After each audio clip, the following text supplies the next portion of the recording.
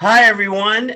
We have a great program right now. We have the creative team behind Tuscaloosa, which is one of the features that we will be screening at the festival. And I got to tell you, it's amazing film on many, many levels.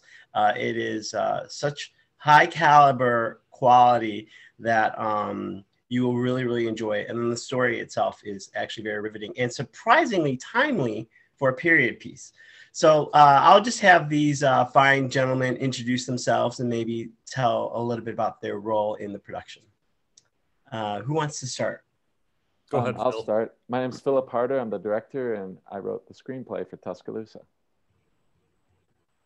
I'm Erik Helgeson. I'm one of the executive producers who got involved through Phil.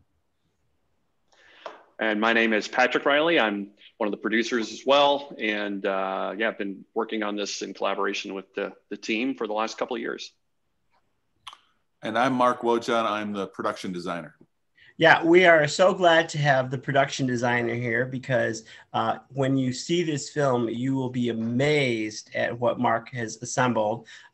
I don't care what your budget is. It was like amazingly accurate, at least in my opinion, in terms of the period, which was, the 1970s, and then there's flashbacks, but primarily in the 1970s. So let me start with you, Philip. So this was an adaptation of a novel, correct? And how did you come across the novel? Well, I read the novel years ago, and it's written by Glasgow Phillips. And I thought it was really forward-thinking, especially when dealing with racial and social justice issues. And at the time, when I read it, I didn't understand what we now commonly know as this issue of white privilege. And our lead character, Billy, played by Devon Bostick, he falls in love with Virginia. She's played by Natalia Dyer from Stranger Things. So it's this really interesting romance in the early 70s Alabama. But there's this undercurrent of racism in the South, of course. I often say, hey, it's 1972 Alabama. And people are like, oh, I get what that movie's about. But what I really liked about the novel is it opened the door for me to understand what is this institutional racism and white privilege. What does that mean? And I thought it was a really beautiful story, a love story that our lead character, even though he's this cool guy who's got it going on, he doesn't quite get it. Like a lot of us do not quite get what it means to be experiencing white privilege constantly, to not even be aware how institutionalized racism is. Whoa. And through this love story, I believe it's a really interesting way to tell a story about a very difficult issue. And also, being that we're from Minneapolis, after we made the movie, of course, the George Floyd thing happened.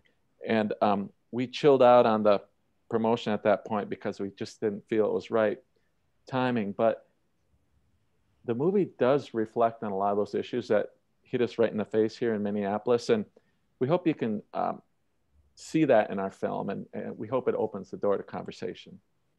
I definitely felt it was remarkably timely, which is sad in some ways.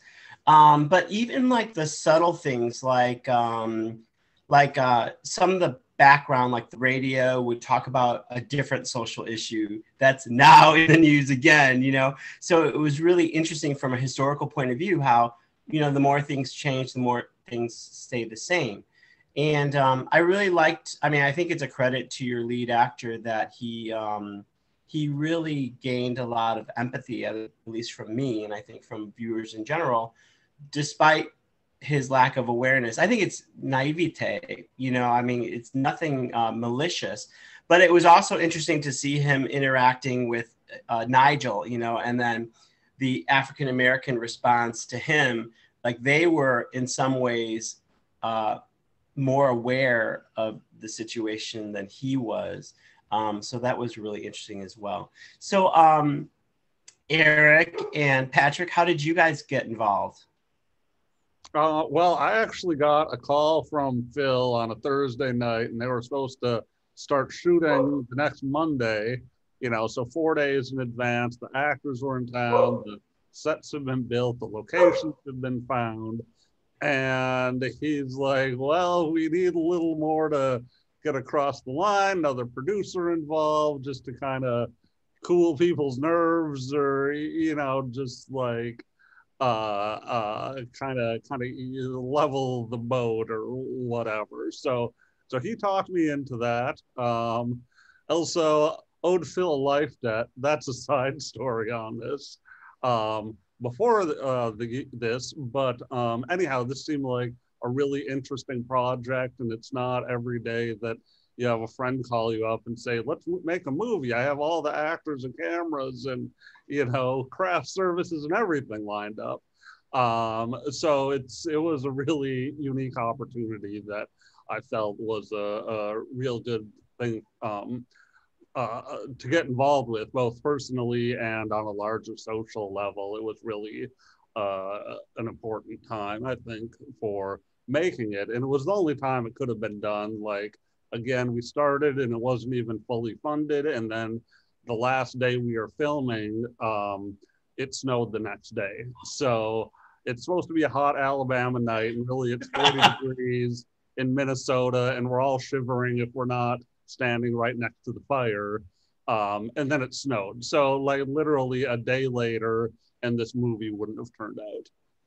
Well, you clearly were the right man to call, because just listening to you now, you have such a calming presence that I feel like that probably really helped. Like I felt like, oh my God, I'm like talking to Yoda. Like he's surprised, like so calming. Like all my tension is being lifted. So I'm sure you really brought a lot to the table. And Patrick, you had mentioned that you've been working on this for quite some time, contrary to Erik kind of jumping on board 4 days before. Why don't you tell a little bit about how you got involved, and also the time frame of everything, because it's such an ambitious project, and I'm just curious from start to finish, you know? Yeah, and you know, it's my reaction to this, well, just to go back in time a little bit. So Philip and I have been friends for maybe 20 years. I've known Mark for years as well.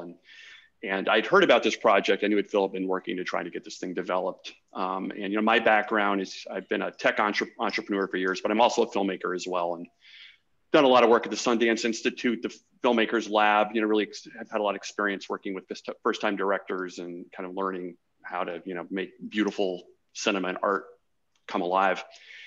So in this, I like to call it in the shadow of the Trump election of 2016. You know, I had just sold a business, and I was kind of figuring out where to what to put my energy into next. And I had a look at the script from Phil and read it. And I was just immediately drawn to it. One, because of the social relevance and the material. You know, two, because it was just this epic story. I just love it. And then, you know, the third part is my family's from the South, my mom's side of the family. So I sort of grew up in, you know, sort of the mythology of huge stories of Southern living, you know, and Southern families. So I sort of, that also appealed to me. So yeah, Phil and I started to work on the script a little bit. I thought it was, you know, pretty much ready to go. We made a couple of tweaks, but the key was, how do we get this thing made? How do we get a low budget indie made? So then we just kind of worked our network, got a great casting director in New York. That was really key. And then all of a sudden we just like, literally, this is just the way these things happen. Over the course of maybe 2 or 3 weeks, we got this film casted, you know? So we had Tate Donovan, who was a well-known actor.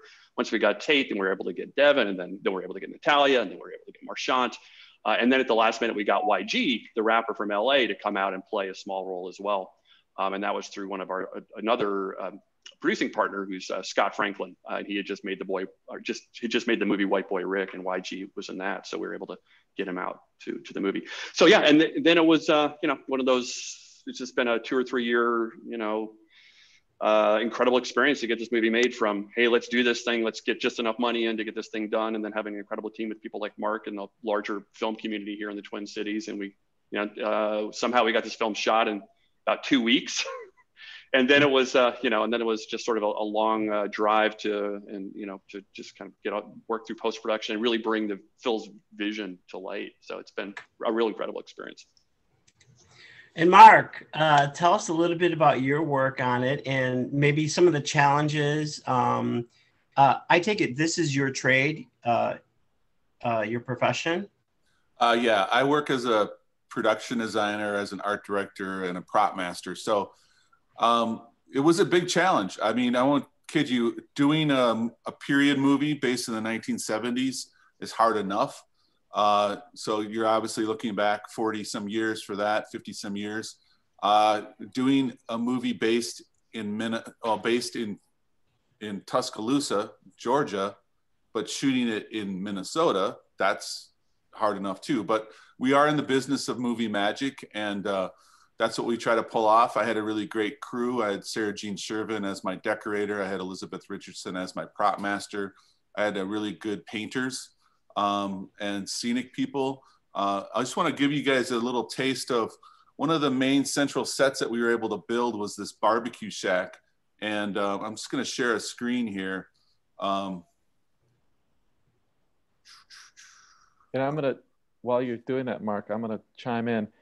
The barbecue shack, which is behind Erik, it was built in such a way that we could shoot all the way through the entire thing. So we did a massive oneer when we introduced Nigel, Billy's African-American friend. And we did a huge shot going from a crane as a car pulls up through the window, through the middle of the barbecue hut, all the way out the back door, around, and there's working barbecue smoke, and there's a fire outside, and all the way around up to the point where YG shows up on his motorcycle. And that's because when I saw this set that Mark had built, I realized there was so much detail. Like, it wasn't just the front of this building. It was everything, every detail inside and out, the back door, everything. So we created this oneer shot. A oneer is when you do one shot all the way through without editing. And I thought it was really a great way to reveal the world of Nigel, to show it as a witness, so you don't have to cut it apart and go to a close-up and miss the details. You can be there with them. And that's thanks to Mark and how detailed this set was. Yeah, absolutely. So was that trekking shot pre-planned, or was it something that inspired you, that the set inspired you? The set definitely inspired me. Yeah. And because remember that scene. I remember that scene. First of all, you have several, tracking shots that are just glorious. I mean, like when Billy walks into the to get Virginia, to break her out, like that was, not as long as the one as Nigel. The thing I noticed about Nigel's tracking shot was it was like at waist level. So it was like, it really did focus in on the details and gave you a sense of the environment and the texture. It was very visceral. Yeah. And I really enjoyed that. And then he did walk outside, and then YG comes in on his bike. Yeah, and I'd like Mark to show some of those. I think you have some mock-ups. Yeah, so like here's a picture of a screen, a SketchUp. Phil and I went through about 7 different designs. We were looking at about 3 different locations, and we centered on this location here. You can see it's an organic farm in the outskirts of Minneapolis and St. Paul. You see the old farmer there. And we realized we could take this garlic drying hut or canopy and turn it into the barbecue shack. And so here we go see some construction. Here we see it with the lights on. Here we see with our picture cars. Phil loves old cars. They're a really great way to sell a time period. And obviously we got some great costumes here from the costume designer, Deborah Ficus. And here we see like an afternoon shot of the old tires and the barbecue shack and picnic tables and all that. So it's done now. It's ready for Phil to show up and do it. And we even had like a sort of a working chimney that we had a flame bar in, and we had it pumping out like some smoke too. So all these things were just stuff that we could do in that location to sell that central scene. And it was a great crew that did that. Phil loves to shoot for the moon and ask for the moon. And we tried to give it to you as much as we could, Phil. You did, Mark. Yeah, and the novel, it's interesting because you have to, visualize a novel. And the novel's already been vetted. It became a novel. It was released on Penguin. And so now I've already got a lot of great material to work with. But how do you recreate 1972 Alabama? And one of the challenges, if you're making a movie, if you look outside your window, immediately see new cars, new signage, new everything. It's already a dead giveaway that that's not 1972. So because we had to create it from scratch, and the detail of the barbecue hut in the novel was so like visceral, you could just feel the ideas of this world that Billy is going to go visit on the other side of the track, so to speak, when he leaves his white privilege home, his institution where his father is a psychiatrist, and he goes to the other side of the tracks to talk to his childhood friend Nigel. And Nigel's like, Billy, man, you don't get it, you know? I'm thinking of other things right now. And Billy's still stuck in the past smoking pot. But anyway, to recreate 1972, we have to do it from scratch, pretty much. Every car, everything you can imagine. And one of the first things I thought was like, Hollywood does this all the time. Hollywood shoots Iowa, Hollywood shoots New York, Hollywood shoots ancient times and futuristic times. And then I said, why don't we shoot Alabama and Minneapolis? Because this is where all our great resources are, all the people we know. We can make our money go further. And people thought I was crazy. I'm like, well, if Hollywood can do it, why can't we do it? We have a lot of experience, and we did. And I think once you see this movie, you're going to be so amazed how Mark and our team were able to recreate 1972 Alabama from scratch. And even Tuscaloosa, the real town of Tuscaloosa, Alabama, we couldn't shoot there because it's modernized. It looks nothing like 1972. And no barbecue huts exist even in Alabama anymore that look like they did in 1972. So we have to create this from scratch regardless. Everything's been updated, modernized. And so this was our biggest investment, but it's very early in the movie, and I think it sets the stage for what this story is in Tuscaloosa, Alabama. Yeah, I think you're absolutely right. It was a great, like I said, not only did it set the tone for the movie, but I think more importantly, it gave the viewer, the audience, a look into the other side of the tracks, which is equally important in this story, and often gets neglected. You know, I mean, in a lesser director's hands, they just would have focused on the hospital or the doctor's office and things. So that was really nice. Why don't you gentlemen speak to your filmmaking community in Minneapolis?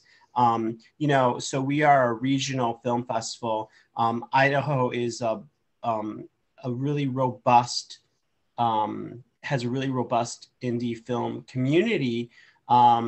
I am based in Los Angeles, so it's a very, very different culture.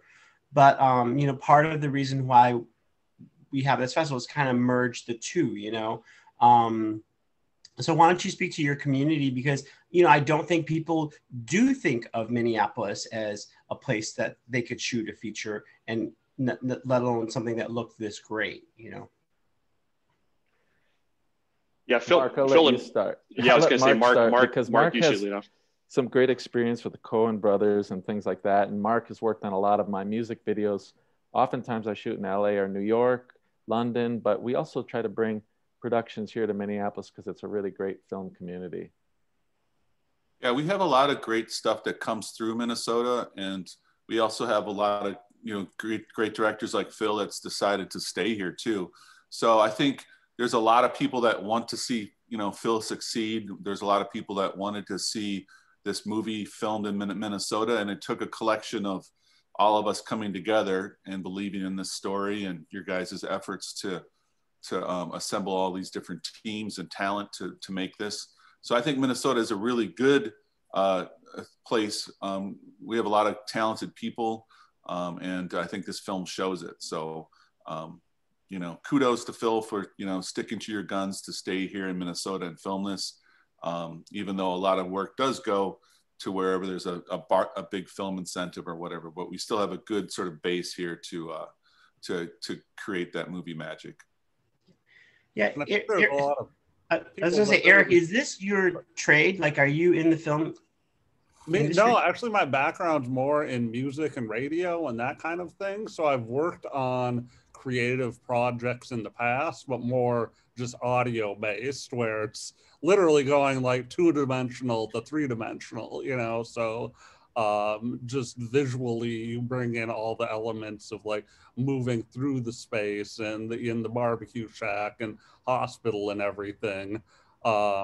Whereas like a lot of the time I was just concerned of like, oh, the music, you got to get the music right. You got to like the dialogue. I can't hear the dialogue. And it's like, oh, don't worry. We'll come out in editing. And it's so that was like the movie aspect of it was definitely a new experience for me. But I've kind of worked with Phil and, you know, kind of saw him work on a lot of music videos and commercials and stuff. So, you know, I had a window into it and a window into his process. And even though it was a bigger project than a lot of us have ever taken on, I think that novelty also kind of raised a lot of people to the challenge of it, especially in Minneapolis here, where it was a unique opportunity where a lot of people in LA would be like, oh, okay, you know, another movie coming around, maybe I'll work on the next one. But it was really a chance for a lot of people in the production and film community to really come together, and such great actors, Natalia Dyer, Devon Bostick, Marchant Davis, Tate, like they all really rose to the challenge. And once you have actors that are really taking it seriously, it's a lot easier for everyone else to take it seriously. Well, Erik, let me give you a tip from LA, okay? I think this podcast thing is going to take off, so you should look into that. Okay? I'll look into that. Patrick, you seem like also have your hands in a lot of different things as well, right? Yeah, exactly. Yeah, I mean, this, I would say this has been, you know, for me, I was in a unique position where, like I said, I just sold a company. I had, you know, enough background in filmmaking and experience, you know, as an AD. Wait, was that company Amazon by any chance? No, we were actually a survey company called Modern Survey. Yeah, it was something completely different. Yeah, and this is, you know, I've just got a lot of experience managing teams and technology, and had just enough background in filmmaking. So suddenly I could just basically, you know, honestly, I could kind of work without a paycheck for 2 years, which is what it took, because this is pretty much a full-time job for about 2 years to get this movie done. And so there's the management part of it, and then there's just the phenomenal resources in the team that we've had. And I mean, we can't even, it's just so hard to explain just the tremendous collaboration we had on this across all functions. And, you know, we had like, you know, incredible sound mixers and a great music supervisor. And we did post-production out both here in Twin Cities and also at Harbor Picture Company in New York, and had one of the best colorists in the industry do the movie. And, you know, we had so much just top caliber people contribute to this. And it was just really, really, for me, just a, you know, not once in a lifetime, an incredible experience to be able to get a chance to work through this whole process of making a movie from a script to we're done. And we sold the movie, and it's in distribution, and we're actually closing worldwide deals now in distribution. So it's been a really phenomenal experience. Great. So I'll get that information and I'll share it with our festival as well. And I think it's a credit that, you know, you took smart people, you know, that didn't necessarily have as much experience in a feature film production per se, but you utilized their strengths, you know, and you developed a nice team with passion and loyalty and dedication, and it really shows. Like, I think it really shows in every single frame of this film. So any last thoughts? I really appreciate you taking this time. I think it's so insightful, and I know our audience will really appreciate your insight and then seeing the film. I do want to give a shout out to Theo Stanley, our cinematographer, because we get so many comments about how beautiful this movie is. And I mean, it's our movie, so we're bragging, but I genuinely think it's beautiful. Yeah. And you mentioned some of these long takes, things like that. Now, you have to realize, as Patrick said, we shot this in 2 weeks, which is unheard of. You know, movies are usually shot in 2 months or more, you know? And so here's a whole feature film shot in 2 weeks. The challenge is immense. And one of those things that we talked about earlier was these long takes. That was out of necessity. We learned that very fast. We were always running out of time. So these actors were so good, they grew up in front of the camera, that they could carry out a long take. And so oftentimes it's the end of the day, we're out of time, we're getting into overtime, all these issues, we're constantly cutting scenes. Is this possible? We adapted very quickly to these really long takes called oneers. Again, it's like a scene where you don't edit. And that's literally what we were doing. I would give Natalia and Devon, for example, I'd say, this is going to be a oneer. And like, oh, why didn't you warn us? I'm like, I didn't know. We're 3 hours behind. And so they quickly could learn the script, and we quickly set up. We got 1 hour before the sun falls, and then we shoot it. And Theo was just roaming with the motion. We walked it through with extras and everything at first, stand-ins. And then they came in with their wardrobe change. It's a different day. And they started doing the scene. And these actors were so good, they made my job easy. They could literally carry it out nonstop through this entire 2 weeks. The movie is filled with oneers. It wasn't necessarily the idea when we went into it, but I'm so glad we did that because it makes the movie feel unique, I think. It was out of necessity. It's a DIY, solution-based filmmaking process. And to get to see these actors portray these roles without edits from time to time, I think is really rewarding. It's like the movie 1917, you know, that's all the way through. But I love that because you can actually look around and watch the film without that interruption of a close-up or a cutaway. Not always, but sometimes. And it's all due to low budget, 2 week schedule. Leaves are falling off the trees. We got to get it done now. Well, it really did enhance the film, at least for me. And it gave it this almost documentarian feel because you start out with the clips of the newsreels. And then, you know, I think those oneers really kind of lent itself to that because you're not distracted by a cut or anything. And you're really in the moment, you know. So, you know, those things tend to work out the way that they should. But you shouldn't tell your secrets. You should tell them, oh yeah, we planned that. You know, that was, you know, that was in the script. You know, that was. Yeah. Okay, gentlemen, thank you so much. It was such a pleasure to meet you all, and more importantly, I wish you the greatest success with this film. You know, it just was an amazing piece of work, and I really appreciate being part of the festival. Okay, so we're going to sign off, and we will look forward to great things from you guys. Okay, thank you. Thanks so much for having us. Thank you. Best of luck.